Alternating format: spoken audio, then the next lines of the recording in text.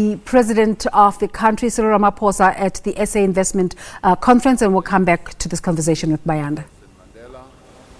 And our Archbishop Desmond Tutu and many other people. What Soweto is also well known about is for its small business sector, a thriving business sector. In Soweto and indeed in many parts of our townships in our country, the landscape of commercial activity is being fundamentally transformed by the growing importance of small, medium, and micro enterprises to local economies. Now, the origins of this extraordinary entrepreneurial activism can be traced back to the days of apartheid, when black South Africans could not obtain goods and services in the same places as their white counterparts. And over the years, it has become developed. It has also become diverse, and may I add, also sophisticated. One needs only go just a short distance from here to the Baragwanath Hospital taxi rank to see firsthand how a buzzing hive of entrepreneurial activity is all about. There are streets in our country that are just replete with entrepreneurial activity.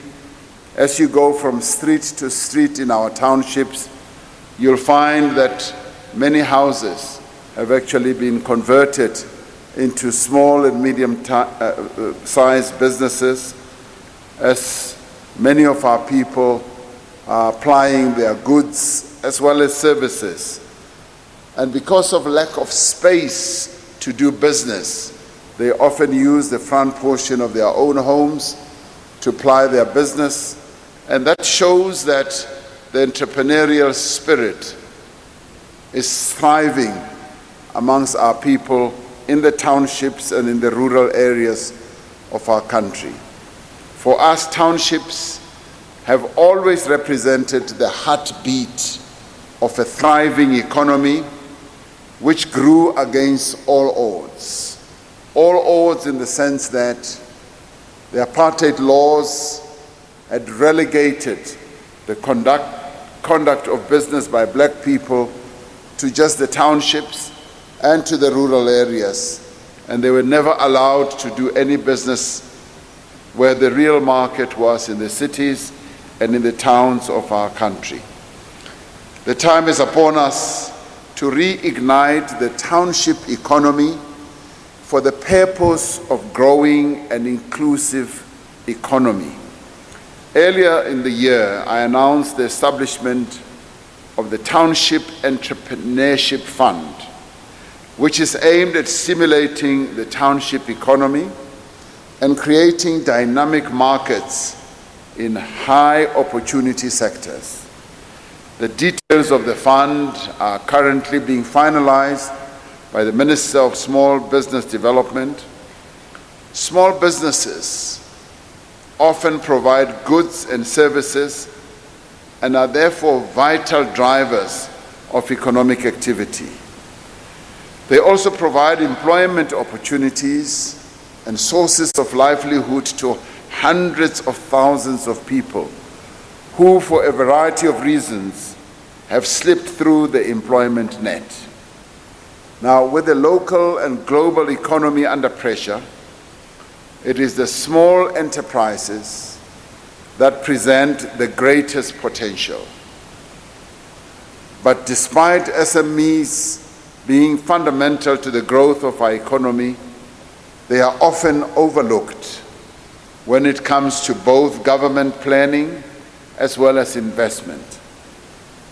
Now, as we conclude the second South Africa Investment Conference and forge ahead with plans to raise 1.2 trillion rand in new domestic and foreign investments over 5 years, we must consider how to better showcase the investment potential of our small and medium enterprises.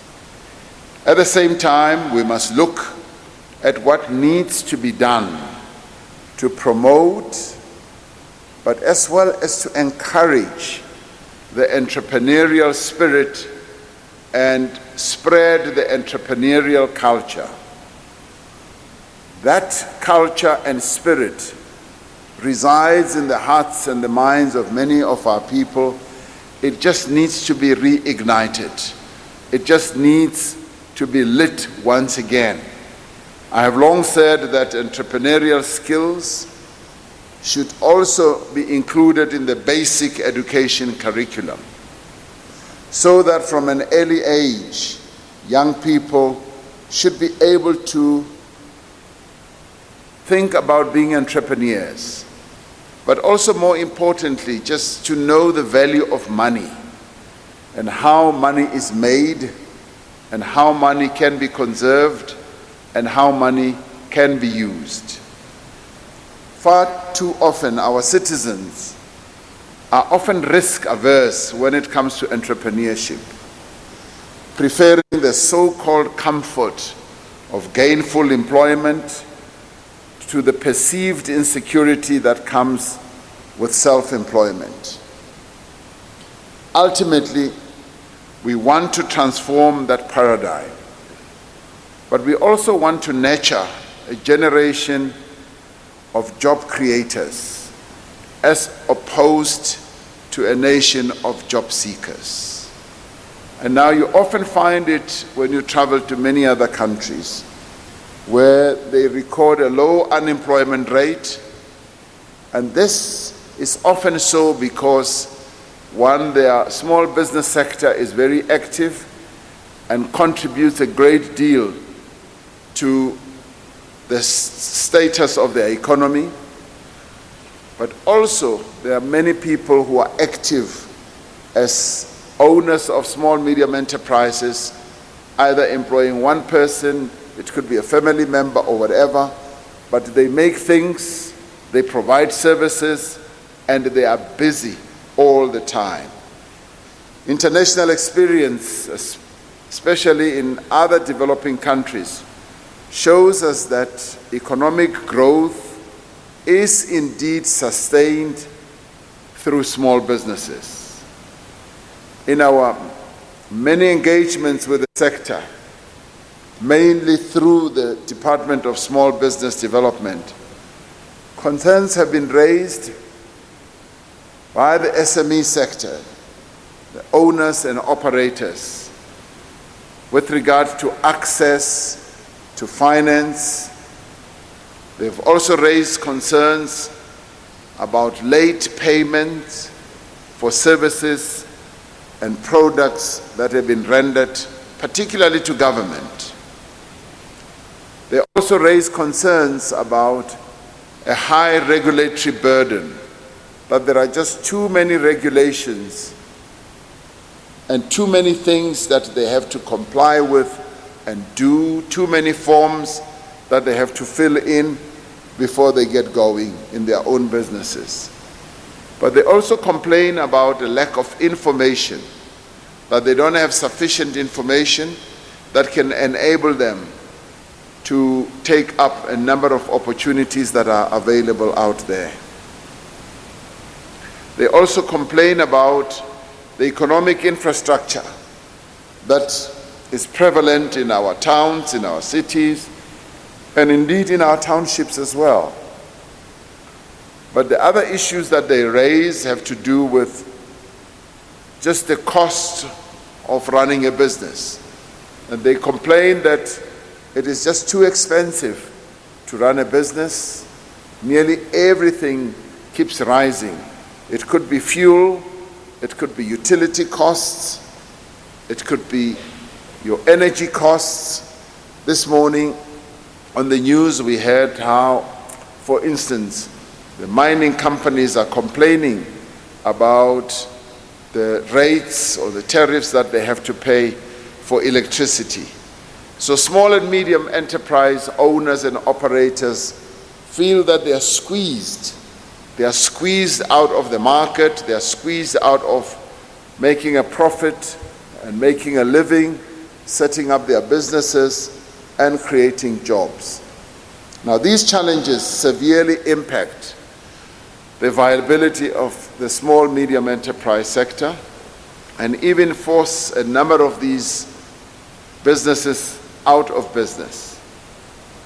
Now, as I said in the State of the Nation address earlier this year, it is government's priority to give greater support to the small medium enterprise sector. Working with our social partners, we remain committed to improving the legal as well as the regulatory environment where these small medium enterprises operate. Because we would like to ensure access to markets, we would like small medium enterprises to have easier access to finance as well. We would like them to have easily accessible training, skills and kits and tools, and they must also have an infrastructure that can support their businesses. And this we would like to see happening not only in our cities, our metros and towns, we want to see it happening in our townships as well. Under the soon-to-be finalized public procurement bill, organs of state will be required to ensure that when they do business with small medium enterprises, they do set aside a minimum of 30% of the value of what they procure and the businesses that they farm out in the form of either contracts or tenders above 30 million rand. Government will strengthen monitoring and compliance through the Office of the Chief Procurement Officer to make sure that this does happen indeed. This we've decided on because it is the best way of giving support to small and medium enterprises. And through this, we will be able to give them a platform. And this we have to do also because of our horrible past, where the entrepreneurial spirit and culture was bludgeoned to almost being non-existent by the apartheid laws that our country was unfortunate to have imposed on it. Now, we would like, for instance, to also ensure that there is compliance with the payment system to small and medium enterprises. Because one of the things that kills small and medium enterprises is the lack of payment within the 30-day payment period.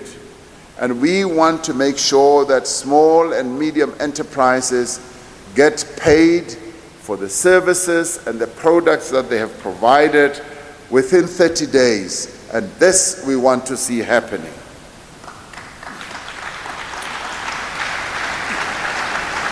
Therefore, in the end, the organs of state will be closely monitored on their compliance with the 30-day payment period, and any non-compliance will be viewed as financial misconduct and will have to be dealt with accordingly.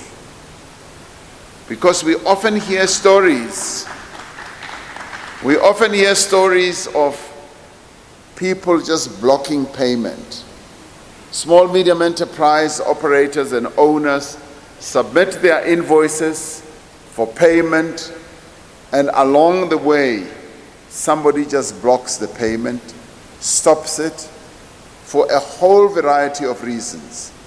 Some of it can be very bureaucratic, some of it can just be corruption even, where people are looking for backhanders, where people are seeking to line their own pockets and stop payment to small and medium enterprises. We want to bring this to an end. And this is in line with the commitment we made that we are going to stamp out corruption in the state sector. We want the state to be corruption-free, and that those who are corrupt must be exposed and they must be dealt with severely in accordance with our laws.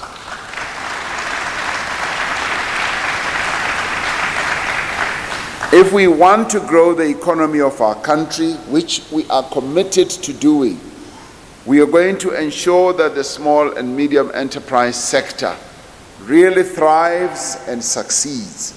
And this is the level of support that we want to give to this very important sector.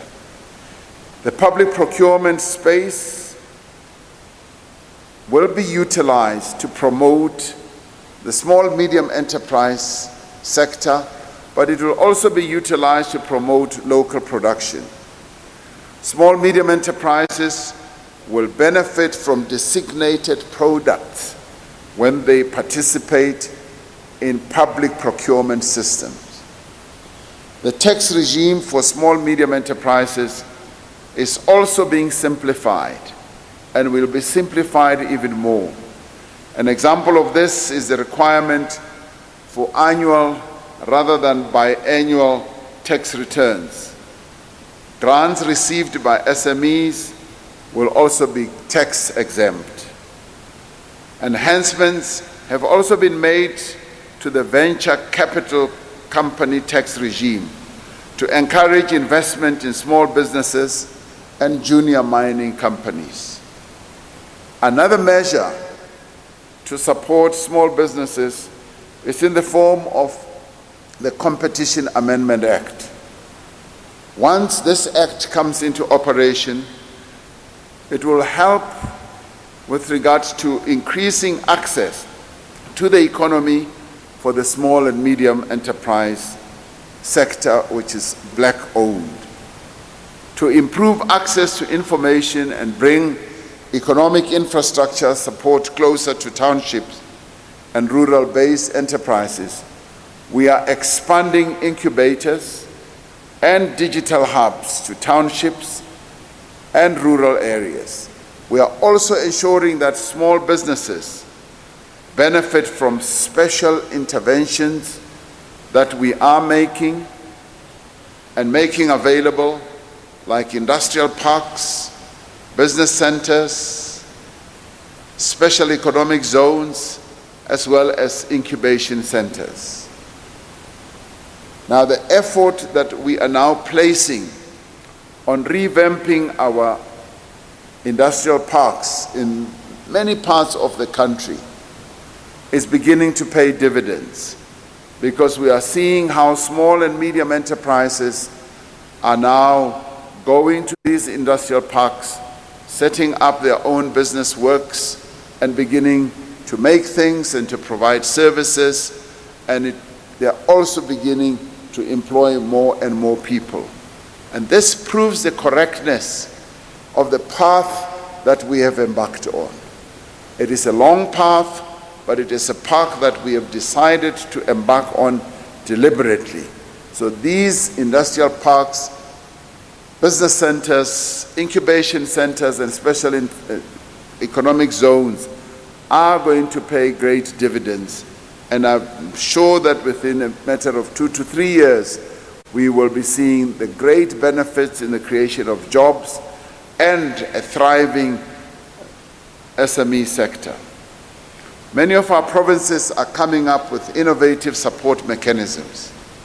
For example, the Johannesburg Development Agency has upgraded the infrastructure in the downtown fashion district area and has attracted a number of SMEs in the clothing, wholesale and retail and manufacturing sector. The global economy itself is transforming and going green and digital. While big business is finding ways to adapt, our SMEs are shifting ground with creative, innovative businesses.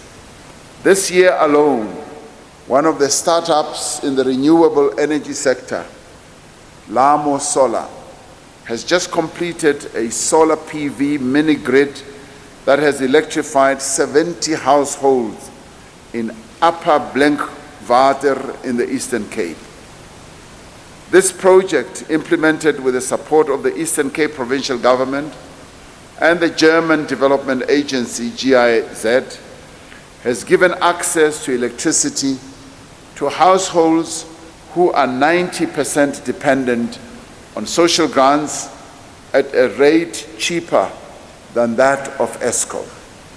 So Eskom is beginning to face competition just from small, medium enterprises who are already demonstrating that they can deliver energy at a far, far cheaper rate than what Eskom can do.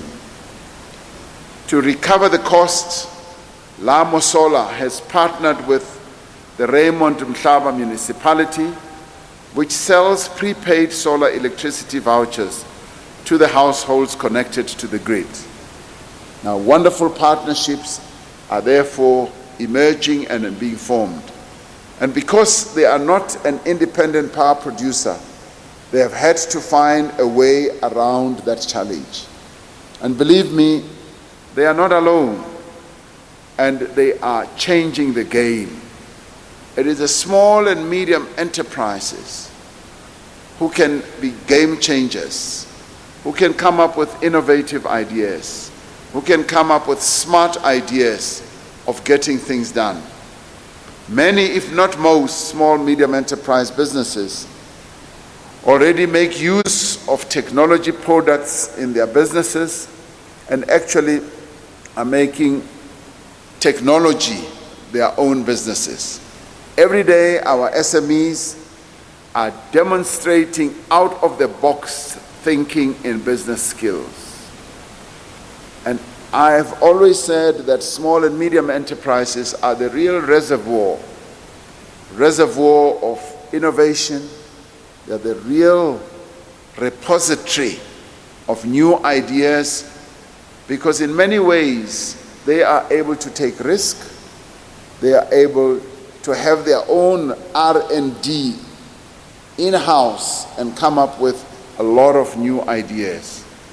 This must be matched by similar out-of-the-box thinking in SME funding at a time when we have to scale up support, but with limited and even less resources.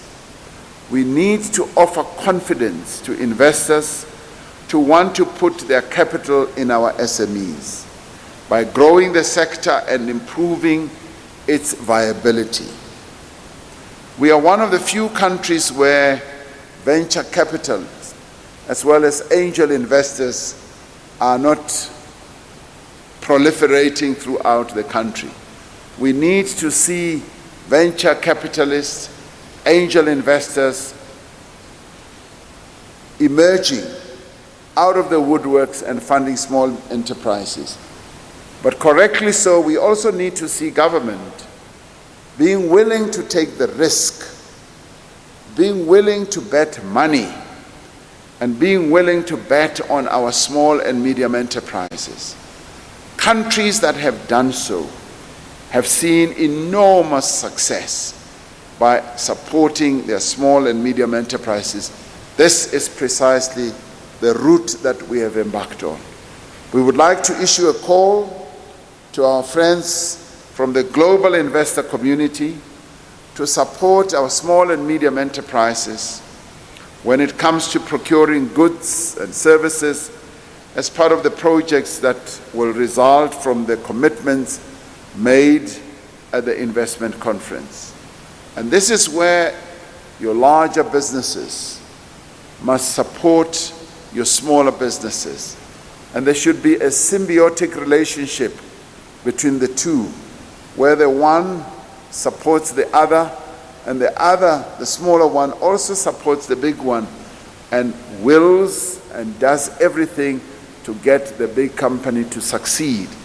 And the reverse should also be the case, where your bigger enterprises continuously support the smaller enterprises, and this symbiotic relationship then fuels more and more growth and more profits.